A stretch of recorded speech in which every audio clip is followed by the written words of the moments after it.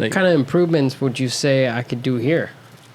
Well, also, a good thing you have is sound also, there's diffusers as well. Diffusers, basically sound hits it and breaks it up. Right. Randomness, random objects in a room break up sound pretty well.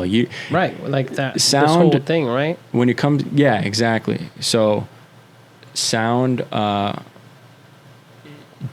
it likes, if you have symmetry in your room, if you have all your sound panels even and all the things and all the stuff, you're still creating a box. Right. And that sound is still going to reflect in certain patterns every time. But if you can make it random enough to where it's like scrambled, it's going to break it up to where it's going to be cool. And then diffusing, like you don't want always absorption, because if you've ever been in a completely soundproof absorbed room, it sounds weird. So if you have a diffuser, something like this, where it's like bouncing off random objects at different intervals, kind of makes it more normal sounding and more pleasing to be in that room. Because the problem is, if you make it completely perfect sound environment, it's probably going to look shitty. It's not going to be aesthetically pleasing to be in. Yeah. So it's like, if you want to impress clients, there's that happy medium you got to come up with. So that's why you see a lot of studios that don't follow the guidelines of sound, but they kind of cater towards aesthetics because they have clients coming in and out. Right. But you can kind of meet that happy ground. But the good thing is you have a lot of randomness in here. So as far as sound, probably pretty good.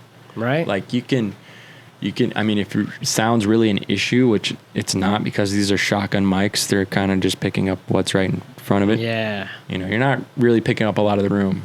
But if you had a condenser mic and that's all you had, you could put some tapestries over the ceiling and you have the carpet on the floor and really hinder some stuff. So, but I mean, honestly, you get a shotgun mic like this or an RE20. Sometimes RE20 is a little too bright. I don't really care for them as much, but you get this. I love this microphone.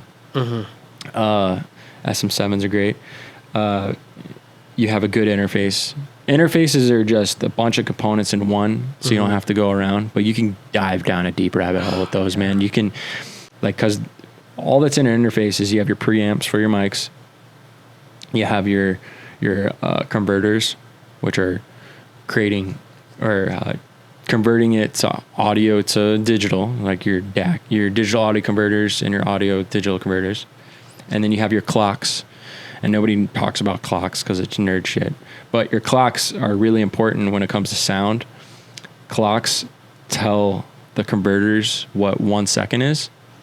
So having a good clock is like how accurate your watch is. Like, you have a really good clock, like it's going to be pretty high quality sound. And then if your preamps are good, your mics are going down. Because how sound is the same thing with video. The sound and video are really similar. The clock is compared to how steady your hand is when you're holding a phone. Like if you're recording, a clock is how steady your hand is. You could have the best HD camera, but if you can't keep your hand still, you're still going to be blurry. Same thing. It's like your audio is only as good as your weakest link. Right. So everything has to be, if you're going to go top end with everything, you got to go top end with everything. Oh, right. So it's like you can even get crazy cables down to the soldering. Right. Like the soldering can be a higher quality than this cheap cable you got. Like it's just snake oil at that point. But also there's people recording albums in their bathroom. So it's like you got what you got. So if you have a Focusrite 2i2 and that's all you got, you can make that work. It's like that's what I started off with, was a Focusrite, and then we should get an Apollo.